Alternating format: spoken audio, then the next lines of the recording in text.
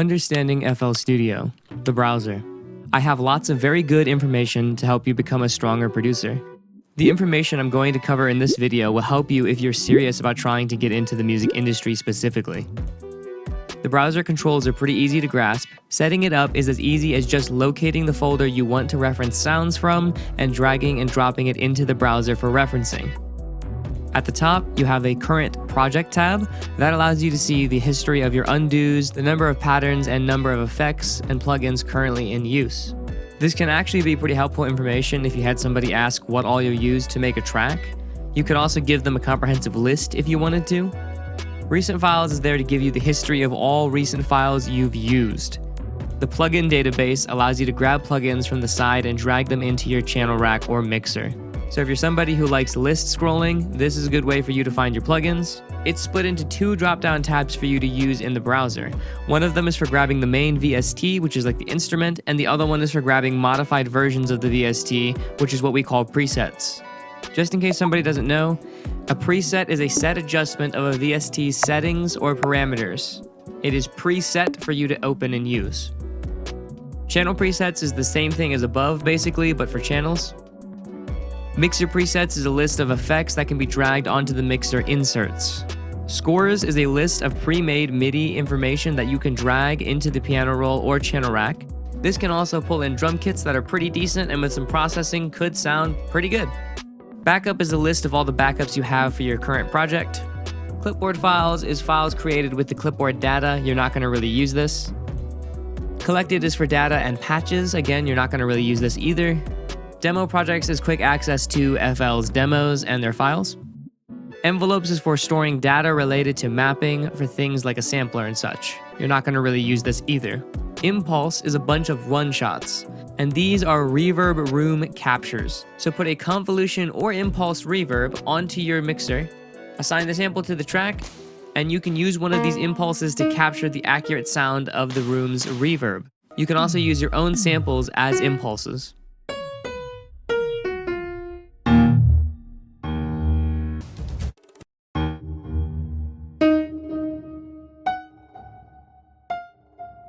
Misc is miscellaneous things for demos. You're never going to really use this.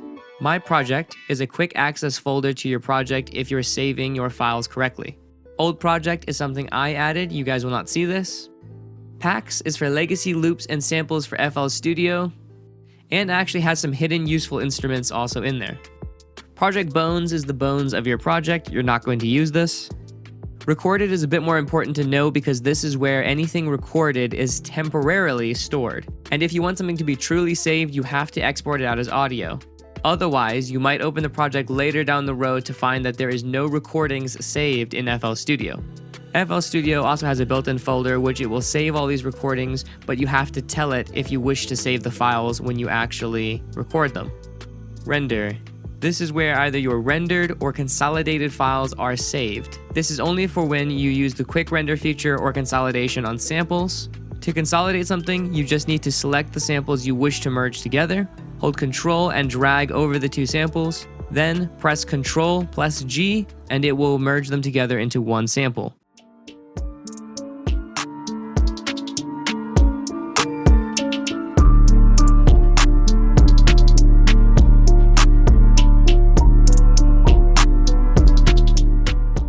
This can also work on multiple samples all at once, making a drum and sample loop mixed together.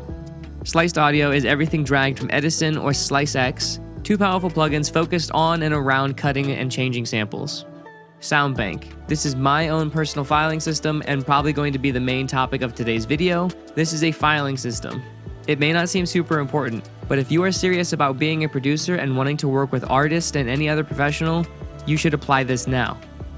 Let's say you want to get Logic to listen to one of your tracks. Let's assume you do everything right and the song gets in front of Logic. Now, Logic says, "This track is awesome, I want to use it." Then he'll probably say, "I need the stems and sample sources." If these aren't already done, or these are named poorly, it means Logic's job just got harder to deal with because of you. Now let's say he deals with these stems that are annoyingly named, and you're able to get him all the info he needs in a decent time.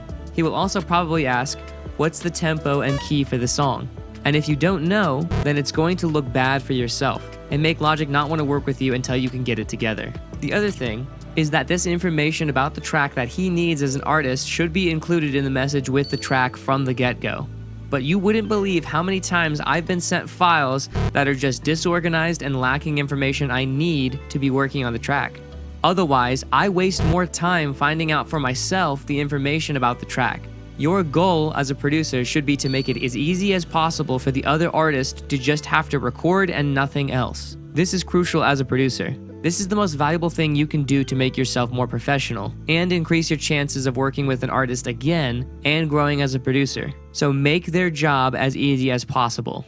What I highly recommend is you guys adapt or take my naming system I created for my own files and apply the concepts to your own tracks so you can be faster with file management and also get all the information needed to the artist instantly without having to even send them a message.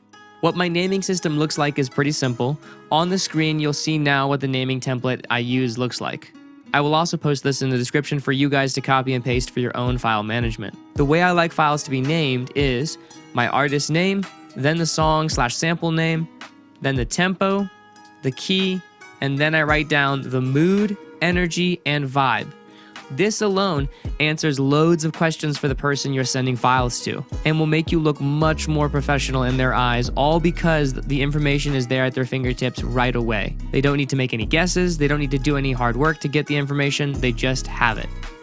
How you organize your files is also super important for a number of reasons. Number one, it's really common that you'll send a beat to somebody and you won't hear back from them for a while. Then they might reach out to you months later, years later, and then ask if you still have that beat. You should be able to find that beat pretty quick and send it back. Speed is key with these people. If you're fast, you're going to be instantly someone more desirable than the next producer.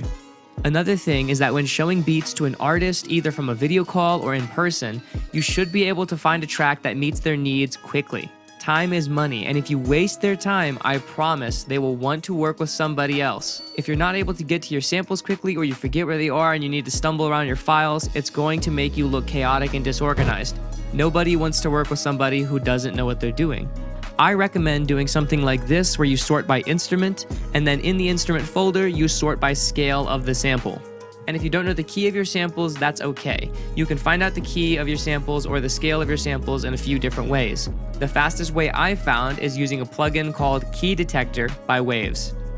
If you don't have the 30 bucks to spend on this plugin, in FL Studio you have a few different ways you can do this for free.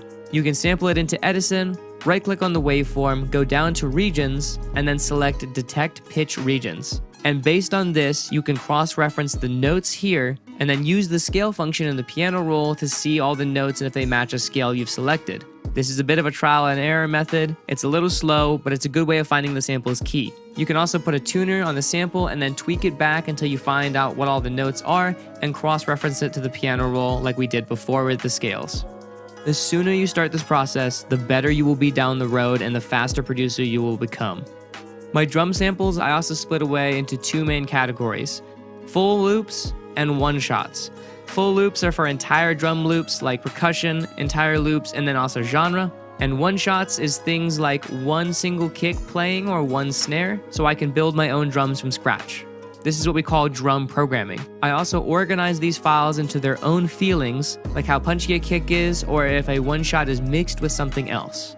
Then the rest is up to you for how you want to organize your files. SoundFonts isn't something you really need to mess with unless you like making visualizers in FL Studio.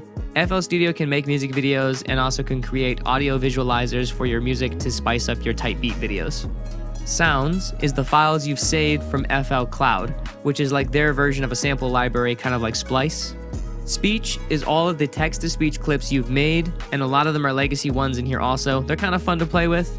Templates is a bunch of pre-made projects that open up with specific things already loaded.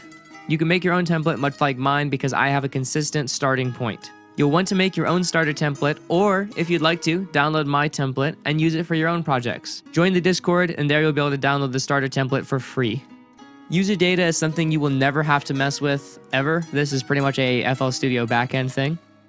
Music is another file you will not have. This is my own folder for exported songs and organizing after I have exported a track and finished it. I also named it Music so it would appear at the bottom of the list so I always know where it is. File management, I can't stress enough, is super important, and I hope this video shows you that.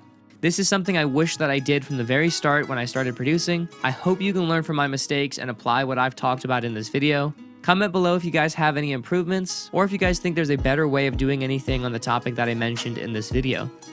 Before I go, I now have merch, so if you guys want to support me and buy something cool for yourself, or something helpful like this LED mouse pad that has scale relativity and a scale emotions and feelings reference list on it, along with my new single, Swings cover art. It's an awesome little decoration to have and lightens up the studio. I also have this custom limited edition hoodie right here, and if you guys want to pick it up, this will be available only for 1 week starting from today. So make sure you guys go to the store and pick it up if you guys want it. And as always, thank you guys for watching. I'm SoundNinja, you've been awesome, and the link to my Discord is in the description.